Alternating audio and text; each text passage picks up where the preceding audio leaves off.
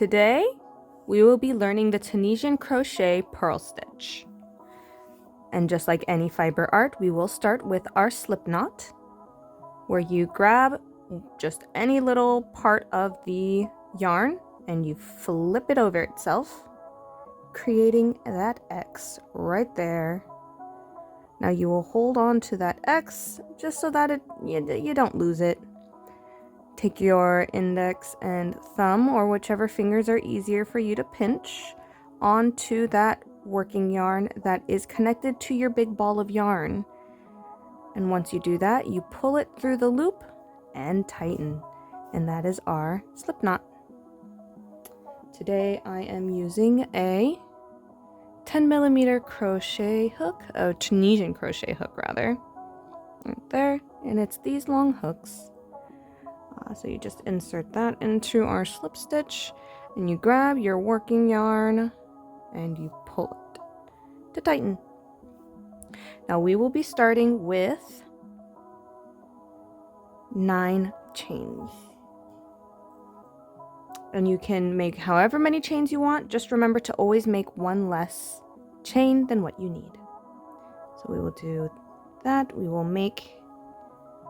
grab our little working yarn there with our hook and pull it through the loop one time, and that's 1 chain. Again, we grab this little working yarn with the little crook of that hook, pull it through the loop, and that is our 2nd chain. I'll continue to do that.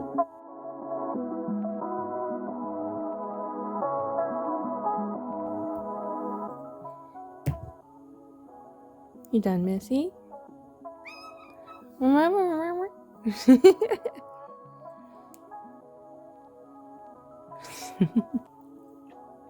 Alright, so we have our 9 chains. And this little loop in the front always counts as 1 stitch. And this is why we make 1 less chain than we will need. So with our chains done, we will flip them around to find all of these little back bumps. And that is what we will be working into. So we find our first little back bump here.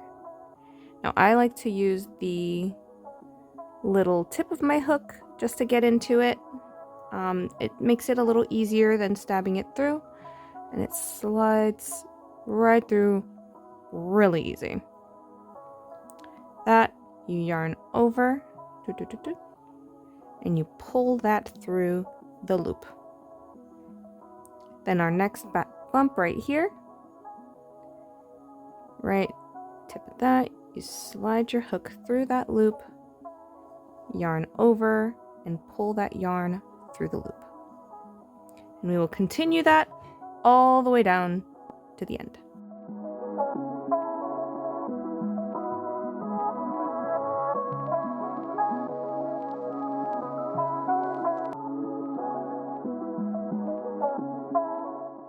So we have our 10 stitches and we made 9 chains. Now we will continue with our working yarn, and you will hook that yarn into a little crook of the hook and pull it through one of the loops. Okay. And then after that, you will hook the yarn again and pull it through only 2 of the loops.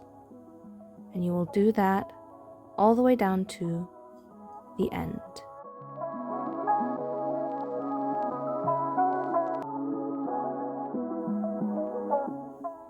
So this is your starter row. Most Tunisian crochet will start like this.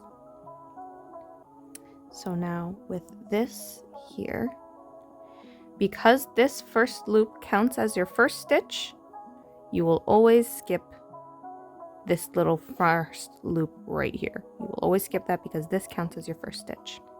Now what we will do is we will bring our yarn to the front of our project. Don't know if you can see that. Bring it to the front, and when you bring down your hook you want the yarn in front of your hook, like this. And that next little loop right here, so you'll see that loop, you will go down and insert your hook into the first or the closest bar, the bar that's closest to you. Insert it right in there, and you see how this yarn is literally right in between. You will bring that around forward, then all the way around your hook like so, and pull it through that bar. And that is your first stitch, your first loop. Now that is very confusing. I will be showing it again. Again, you put it in the yarn, the working yarn, in front. Bring your hook down so that the yarn is in front. You don't want it behind. You want your hook behind the yarn. You don't want your yarn behind. So this is how it's going to look. You find that next loop right here. That is our next stitch to work in. And that bar closest to you is what you will insert into. So you will insert your hook into that bar right there. Now this, you can see how it's in between, it's even pulling. You will bring that around your hook right here.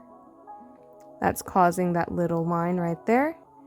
Yarn over until you can hook this little working yarn and pull it through that loop. Now you have 3 stitches. You will continue that all the way down.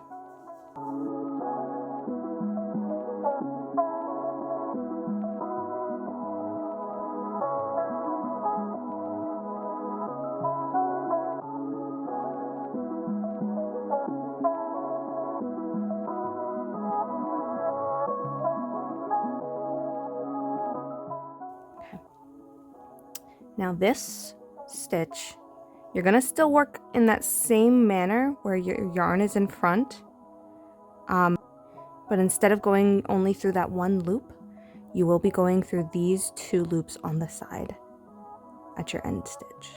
So this is your loop, and this is that extra loop from the side, or bar from the side. You will insert it right in there to have the 2. Take your yarn and do the exact same yarn over and pull through those 2. Right there. Now, on the return pass, it's going to be just like usual. You will hook onto that working yarn, pull through 1 loop, and then you will pull through 2 loops all the way to the end of the row until you have 1 loop left.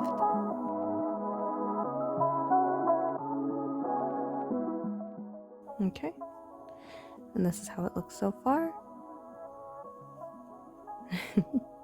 We're going to show that stitch again. Now again, this first loop counts as your first stitch, so we're going to skip this first one right here. We are going to put our yarn down behind our our hook down behind our yarn. We're going to go to the front, and that next stitch, because we have to skip this first stitch, this next loop right here, the bar that's the closest to you, you will insert your hook right through there. Go down underneath the stitch right here, up, yarn over, and then you pull that through your loop. That is your stitch. Again, behind your working yarn, your hook is going to go behind that. Into your next stitch, the front bar of your next stitch, you see this loop here? The front bar of your next stitch, right there. Bring the yarn down and around, and then pull it through. And you are going to do that all the way down until you reach the end.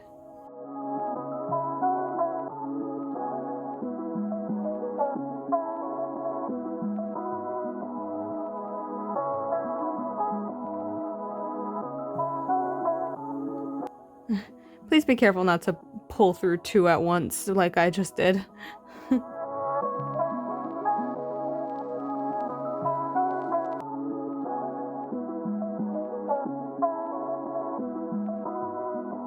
Okay, now on our last stitch of the row, again we work it the same with our hook behind our yarn. This is going to look a little funny. You see how funny that looks? Now we're going to go up top here. Now when you see this little stitch right here, you can see that it goes around. This right here, that goes into this little loop right here, that is going to be on the outermost side. Now the right hand side of this little loop there, that's also going to be on the same side. Now if you really look closely, that is our loop right here. Don't know if you can see that, but if you can't see it, then the easiest way to tell is this loop right up at the top, this yarn that's coming down through that loop, and the one that's on the right that's the closest to you. Those two will be on the outside of your hook. So you will insert right behind those two.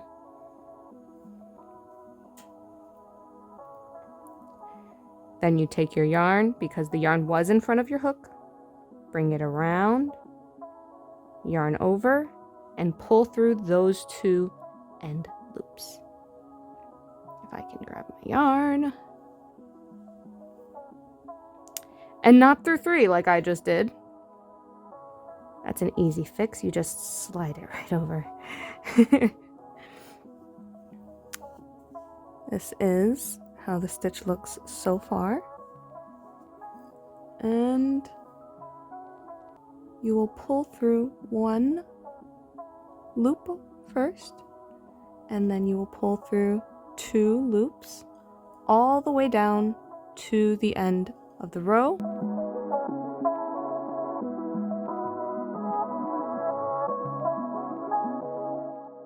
Okay,